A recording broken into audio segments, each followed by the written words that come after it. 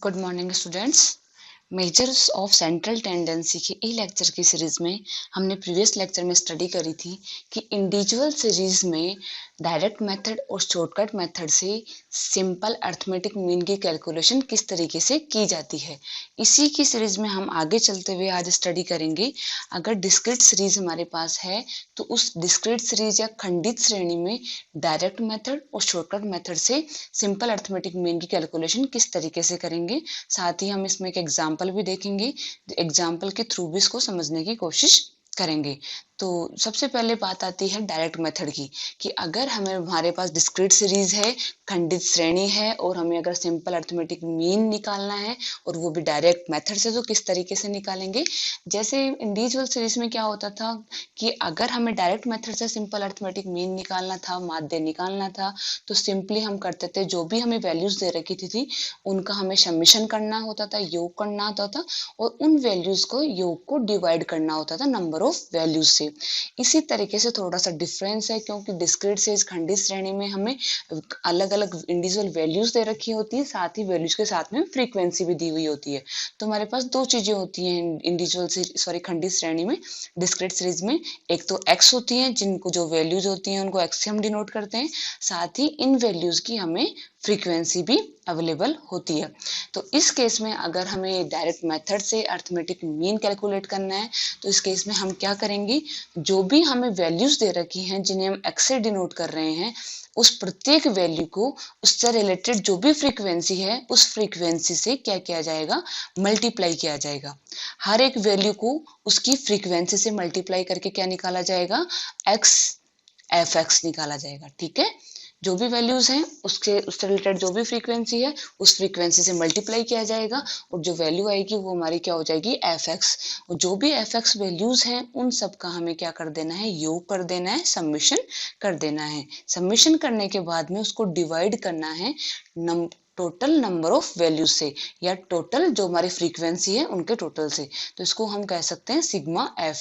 जो भी फ्रीक्वेंसी दी गई है मतलब उतनी हमारे पास वैल्यूज थी, तो टोटल नंबर ऑफ वैल्यू क्या हो जाएंगी मेरी, टोटल ऑफ फ्रीक्वेंसी का टोटल ही मेरी टोटल नंबर ऑफ वैल्यू हो जाएंगी।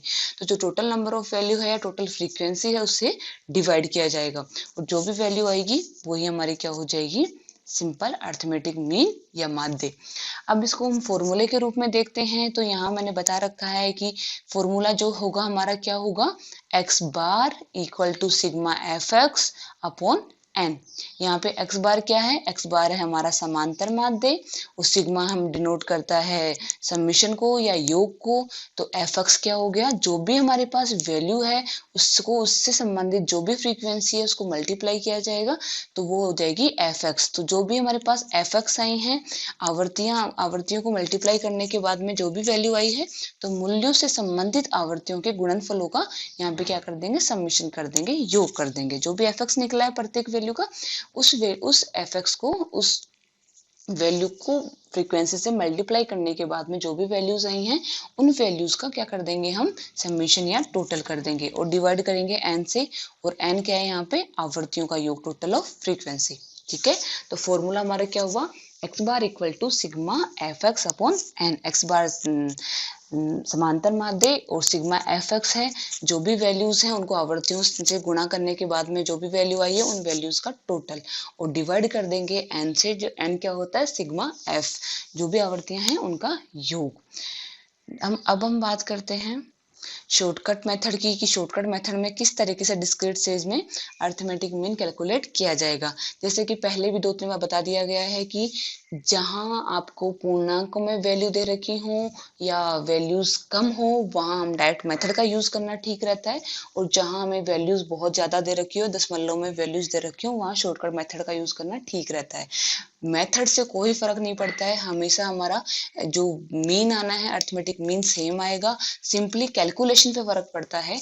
अगर हम डायरेक्ट मेथड यूज कर रहे हो जहाँ वैल्यूज कम है, पूर्णांकों में है, तो वो कैलकुलेशन वहाँ थोड़ी इजी पड़ती है, और जहाँ हमारे पास वैल्यूज बहुत ज्यादा और दशमलव में भी है तो वहाँ शॉर्टकट मेथड कैलकुलेशन की नजरिए से ठीक रहता है।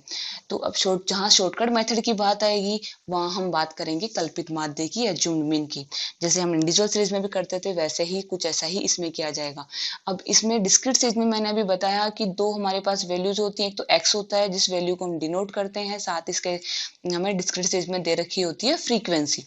अब इस केस में हम किस तरीके से शॉर्टकट मेथड से अर्थमेटिक मीन कैलकुलेट करेंगे, इसमें भी सेम है। जो भी हमें वैल्यूज दे रखी हैं, जो भी हमारी समंक श्रेणी है, जो भी हमारे जो भी हमारी स्टैटिस्टिकल सीरीज है, उन सीरीज में जो भी हमें वैल्यूज दे रखी हैं, उन वैल्यूज में से या फिर कोई उन वैल्यूज से बाहर की वैल्यू भी हम एज्यूम्ड मीन मान सकते हैं। तो हमें क्या करना पड़ेगा, जो भी हमें x दे रखा है या वैल्यूज दे रखी हैं, उन वैल्यूज में से कोई भी वैल्यू या उससे बाहर की वैल्यू भी हो सकती है, किसी भी एक में वैल्यू को क्या मानना है, हमें एज्यूम्ड मीन या कल्पित माध्य हमें मानना पड़ेगा।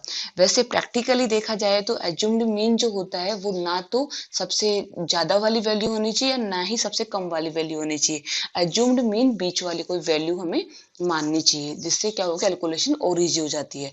अब क्या करेंगे, एज्यूम्ड मीन मानने के बाद में दूसरा हमारा स्टेप होगा, जो भी वैल्यूज हैं, ठीक है, x जो हमारी वैल्यूज हैं, उन वैल्यूज का डेविएशन निकालना है a से। तो हमें क्या करना पड़ेगा, x माइनस a। तो डेविएशन निकालना पड़ेगा, हर एक वैल्यू का एज्यूम्ड मीन से डेविएशन निकालना पड़ेगा, और जो वैल्यू दे रखी है उसमें से लेस करना पड़ेगा हमें एज्यूम्ड मीन को। उसे हम डिनोट करते हैं किससे, dx से, ठीक है। साथ ही हमें डेविएशन निकालते समय विशेष रूप से ध्यान रखना है कि जो भी हमें वैल्यू मिलेगी उसके साथ जो भी साइन आ रहा है, प्लस का आ रहा हो, माइनस का आ रहा हो, उसे इग्नोर नहीं करना है, उसे साथ लेके चलना है, ठीक है। उसके बाद में हमें मिल जाएगा dx। जब x माइनस a करेंगे तो हमें क्या मिलेगा, उसको हम डिनोट करते हैं dx से। अब क्या है कि हमें इस डिस्क्रीट सीरीज में फ्रीक्वेंसी भी दे रखी है। अब फ्रीक्वेंसी को क्या करेंगे, जो भी dx वैल्यू मिल रही है हमें, उसको फ्रीक्वेंसी से क्या कर देंगे, मल्टीप्लाई कर देंगे, ठीक है। x माइनस a करने के बाद में जो भी हमें dx मिल रहा है, उस dx को फ्रीक्वेंसी से मल्टीप्लाई कर दिया जाएगा। फ्रीक्वेंसी से मल्टीप्लाई करने के बाद में उसका समेशन कर दिया जाएगा, योग कर दिया जाएगा, और योग को डिवाइड कर देंगे n से, या फिर n को क्या कहते हैं, सिग्मा f।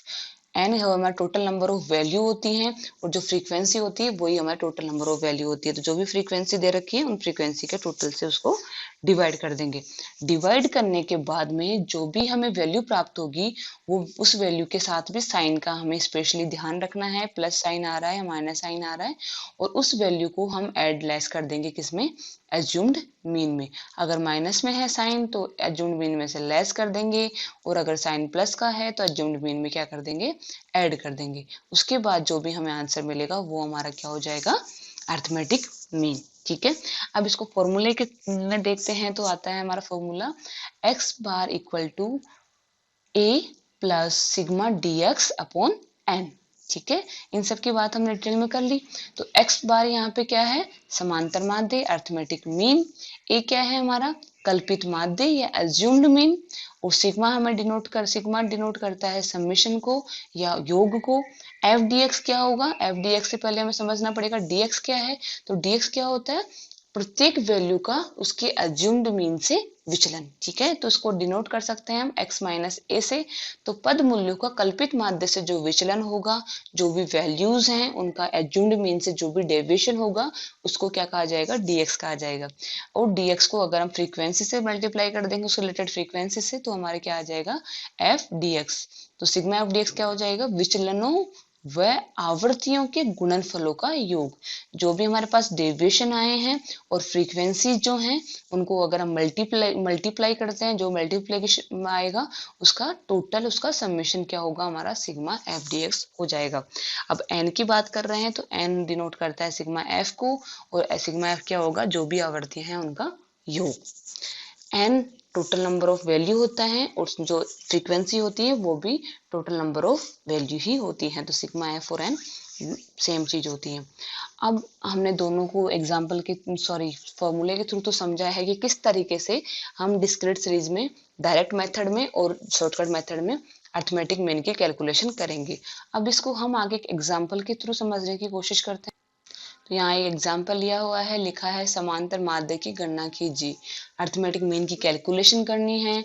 अभी ये हमें क्वेश्चन थोड़ी बताएगा कि डिस्क्रीट सीरीज है, इंडिविजुअल सीरीज है, कंटिन्यूस सीरीज है, ये तो हमें खुद को देखना है और किस तरीके से कैलकुलेशन करनी है वो हमें खुद को देखना है। तो हमें यहाँ दी हुई है साइज दे रखी है जिनको हम वैल्यू कह सकते हैं, जिनको हम एक्स से डिनोट करते हैं। साथ ही हमें दे रखी है फ्रीक्वेंसी जिनको डिनोट करते हैं एफ से। तो दो चीजें दी हुई हैं, हमें एक्स दे रखा है, वैल्यू दे रखी है और फ्रीक्वेंसी दे रखी है। जिस सीरीज में हमें वैल्यूज इंडिविजुअल वैल्यूज दे रखी हैं और फ्रीक्वेंसी दे रखी हो साथ में, तो वो सीरीज हमारी डिस्क्रीट सीरीज होती है। साइज हमें यूनिट नहीं दे रखी है कि सेंटीमीटर में है, किलोग्राम में है, कुछ भी हम मान सकते हैं इसको।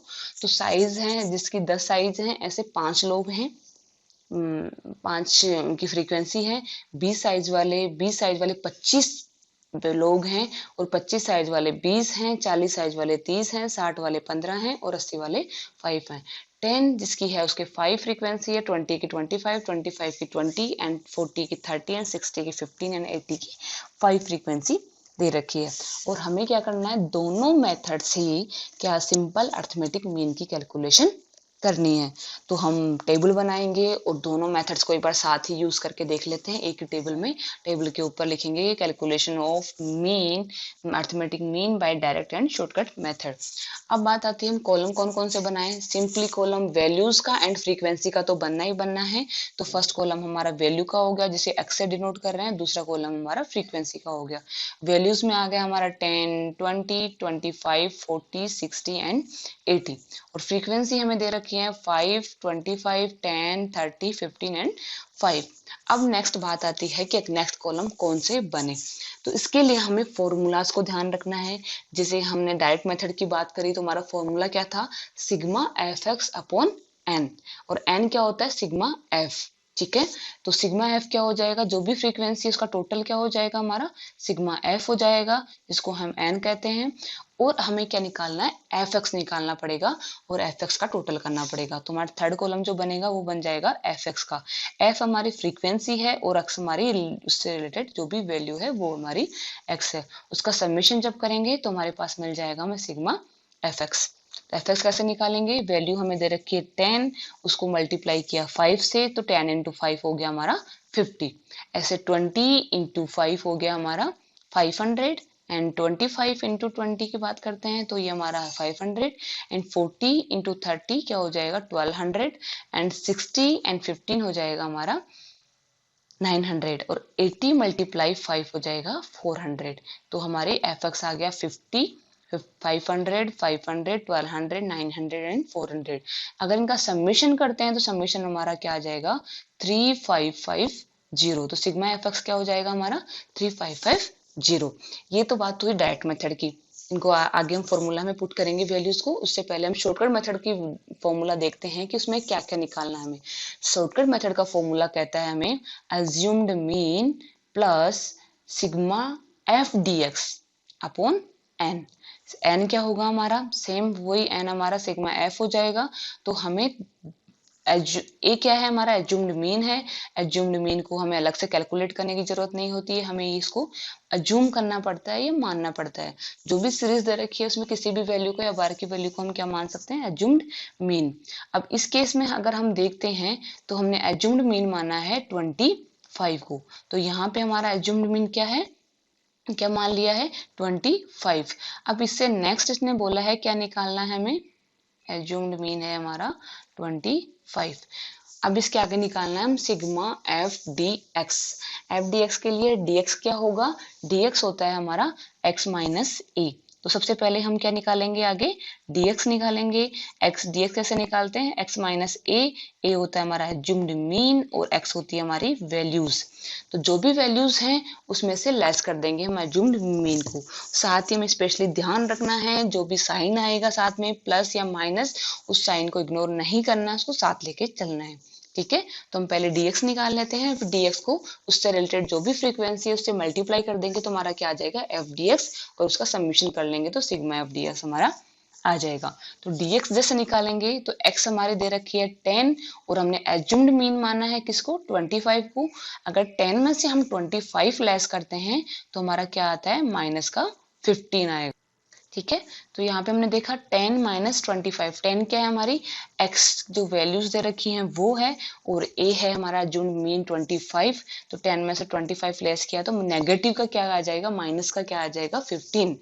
नेक्स्ट देखते हैं, वैल्यू दे रखी है हमें 20 और हमारा जुम्ड मीन था 25। तो 20 माइनस 25 करते हैं तो हमारे dx आएगा कितना, माइनस का 5। नेक्स्ट है 25 में से 25 लेस करेंगे तो आ जाएगा 0। नेक्स्ट है 40 माइनस 25 करेंगे तो मेरा पॉजिटिव में आएगा 15, और 60 माइनस 25 करेंगे तो प्लस में आएगा 35, और 80 माइनस 25 करेंगे तो प्लस में आएगा 55। और इनका सबमिशन करते हैं तो माइनस माइनस की जो वैल्यूज हैं वो हमारी 20 हैं, साथ ही हम प्लस की वैल्यूज को अलग से ऐड कर देंगे, और प्लस की वैल्यूज में से माइनस की वैल्यू लेस करेंगे तो हमारा सिग्मा dx आ रहा है 85। नेक्स्ट चलते हैं, हमें निकालना है एफ डी एक्स। तो dx जो आया है हमारे पास x माइनस ए डेविएशन जो आया है, उस डेविएशन को मल्टीप्लाई करेंगे रेस्पेक्टिव फ्रीक्वेंसी से। तो यहाँ डेविएशन था माइनस का 15, माइनस के 15 को मल्टीप्लाई करते हैं फ्रीक्वेंसी 5 से, तो मेरा क्या आ जाएगा F d x minus 75। Frequency से मल्टीप्लाई करते टाइम भी हमें साइन को इग्नोर नहीं करना है, साइन को ध्यान में रखना है। तो माइनस का 75 आ गया। नेक्स्ट है डेविएशन था हमारा माइनस का 5, इसको मल्टीप्लाई करेंगे 25 से तो माइनस का क्या आ जाएगा 125। नेक्स्ट डेविएशन था 0, 0 को मल्टीप्लाई करते हैं 20 से तो आएगा 0। नेक्स्ट डेविएशन था प्लस का 15, प्लस के 15 को मल्टीप्लाई करते हैं 30 फ्रीक्वेंसी से तो हमारा आ जाएगा एफ डी एक्स क्या आ जाएगा 450। नेक्स्ट है डेविएशन है 35 और फ्रीक्वेंसी है 15, दोनों को मल्टीप्लाई करेंगे तो आ जाएगा 525। और लास्ट है डेविएशन है 55 और फ्रीक्वेंसी है 5, दोनों को मल्टीप्लाई किया तो 275। अब इनका क्या कर देंगे, सबमिशन कर देंगे। सबमिशन में पहले ध्यान रखेंगे नेगेटिव नेगेटिव की वैल्यूज को अलग से ऐड करना है, पॉजिटिव वैल्यूज को या प्लस वाली वैल्यूज को अलग से ऐड करना है, फिर प्लस वाली वैल्यूज में से माइनस की वैल्यूज लेस कर देंगे। तो जो भी आएगा हमारा क्या हो जाएगा sigma f d x 75 plus 125 हो जाएगा माइनस का 200, और इन वैल्यूज को ऐड कर लेंगे और माइनस के 200 को लेस करेंगे तो हमारा सिग्मा एफ डी एक्स आ जाएगा 1050। तो सिग्मा एफ डी एक्स हमारा हो गया 1050। यहाँ पे हमने सब कैलकुलेट कर लिया है, एफ एक्स भी कर लिया है, डी एक्स और एफ डी एक्स भी कैलकुलेट कर लिया, उनका सबमिशन भी कर लिया है। अब इन वैल्यूज को हम फॉर्मूला में पुट करके अर्थमेटिक मीन कैलकुलेट करते हैं। अब फॉर्मूला देखते हैं, डायरेक्ट मेथड का फॉर्मूला मैंने बताया था अभी, sigma F x upon n. N होता है सिग्मा एफ, जो हमने देखा कि जो एन है फ्रीक्वेंसी का टोटल है वो था हमारा 100, और एफ एक्स था हमारा 3550।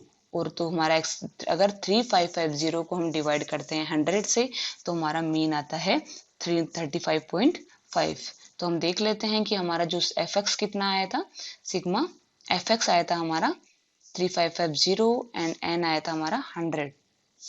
तो 3550 को डिवाइड किया 100 से तो हमारा जो वैल्यू आएगी, जो अर्थमेटिक मीन आएगा वो आ गया 35.50।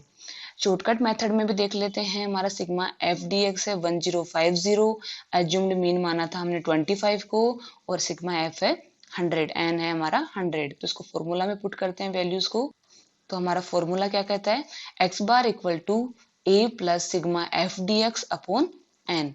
तो ए हमारा था एज्यूम्ड मीन था 25, एफ डी एक्स आ रहा था हमारा 1050, और सिग्मा एफ या एन आ रहा है हमारा 100।